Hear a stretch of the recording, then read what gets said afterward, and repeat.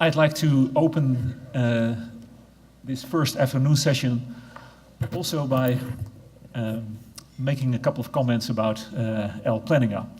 First of all, I'm from the Free University of Amsterdam. My name is René van Woudenberg.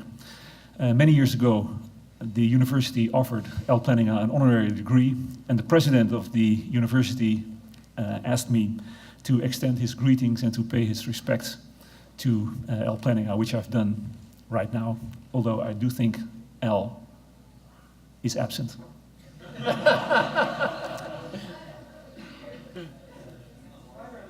Oh, let's wait. He's right around the corner. So I think paying respect is a success term, so I didn't actually succeed in what I was... Oh, there it is.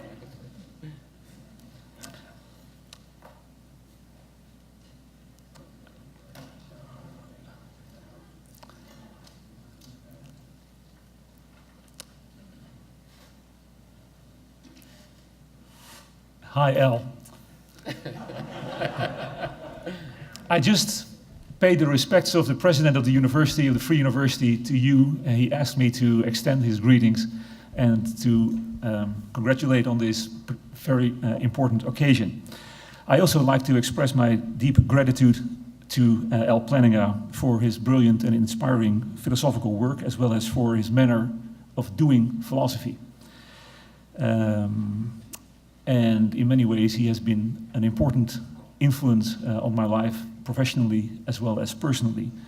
There are many stories I can tell about Al, enormous, interesting bike rides we made through the Netherlands, but I'll keep that for another occasion. What I find striking about Al and his work is the various combinations that I see. He's rigorous and at the same time a very gentle person. He's very serious. At the same time, he has a deep sense of humor. Furthermore, there is this tenacity in his work. He keeps persevering the projects that he has immersed himself in. He is working in the Augustinian, Calvinian, Kuyperian tradition. And I think it's something that I've learned a lot from, simply to persevere in what you're working on. Another thing I'd like to say, what I deeply appreciate in Al's work, is his sense of direction. So I know many philosophers who are doing interesting work, very smart people, interesting work. But apart from interesting work, there's also important work. And in Al, I always sense there's this feeling of importance. It's really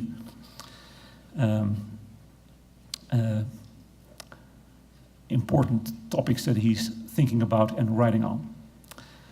Last year, a book appeared with the title Famous Frisians in the United States. It featured Harry Jellema, it featured Utz Bousma, and it featured William Frankena, and of course it featured Plantinga. And it also featured the current president of the United States, Obama.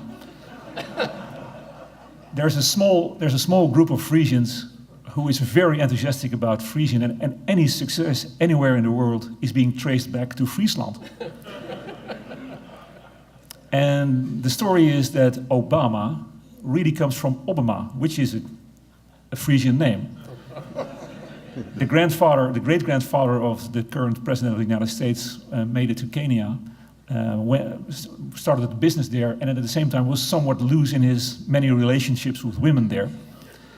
And that's where the president came from. This was a story that was put in the press and was taken seriously for a couple of weeks.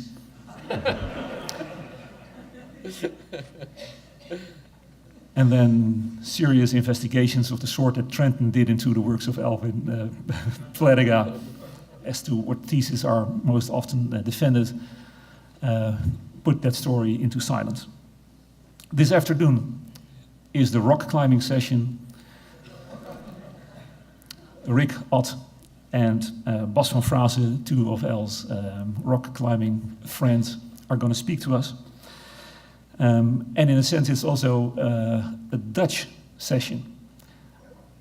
Bas, of course, is from the Netherlands, from Zeeland. I'm from the Netherlands. And Rick Otte, as he explained to me, is almost from the Netherlands. Rick is from the University of California, Santa Cruz. He has been one of the able defenders, apart from Al himself, of the evolutionary argument against naturalism. He's going to give the main talk. Bas van Frase will respond to it. Bas is from the University of San Francisco, or San Francisco State University, and well known, of course, for many of his books like The Scientific Image, Laws and Symmetry, The Empirical Stance, and many, many papers. So, Rick, the floor is yours. Thank you.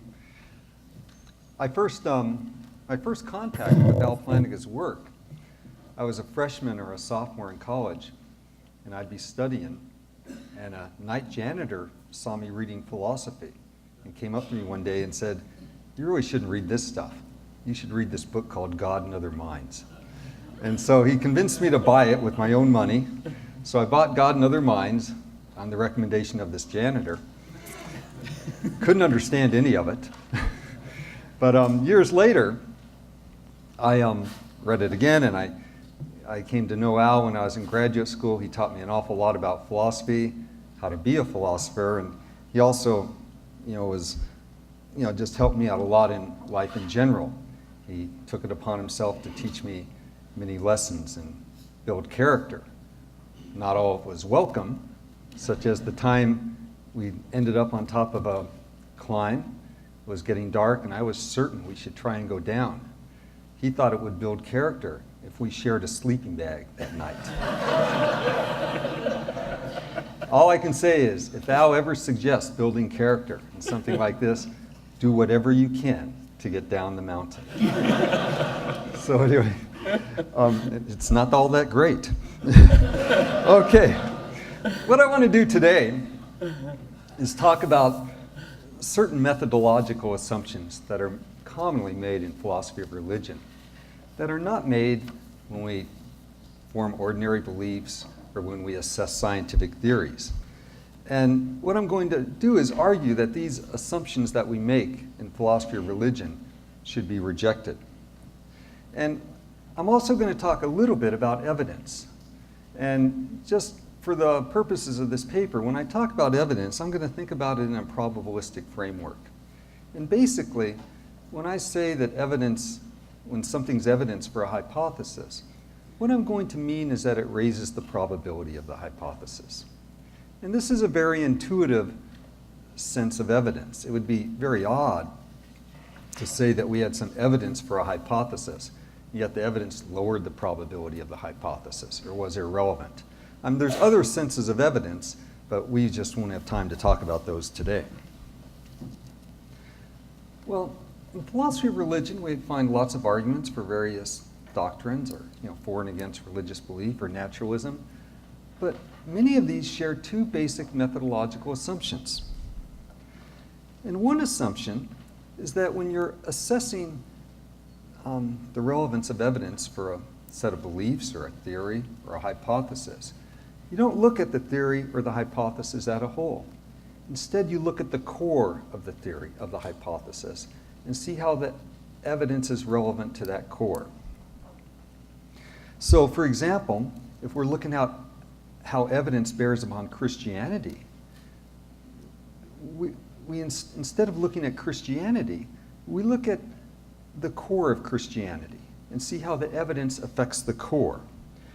Now, I'm going to call that the core assumption. And what I will take the core of Christianity to be, I'll follow Al Plantinga's terminology and call it austere theism. And by austere theism, I just mean there's a all-good, all-powerful, omniscient being.